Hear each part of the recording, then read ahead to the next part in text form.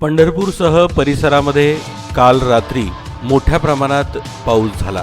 हा पाऊस इतका मोठा होता की अनेक ठिकाणी पडझड झाल्याच्या बातम्याही येत आहेत। पंढरपूर शहरासह तालुक्यात मोठ्या प्रमाणात झालेल्या या पावसामुळे शेतकऱ्यांचं काही ठिकाणी नुकसान झालं आहे, तर काही ठिकाणी गुराच्या चाऱ्याची सोय झाली आहे। या पावसामुळे खरीप हंगामासाठी मात्र शेतकरी राजाला मोठ्या प्रमाणात फायदा होणार आहे, पण शेतात असलेली काही उभी पिकं जी बहराला आलेली आहेत त्या पिकांचं मात्र मोठ्या प्रमाणात नुकसान झाल्याचं दिसून येत आहे।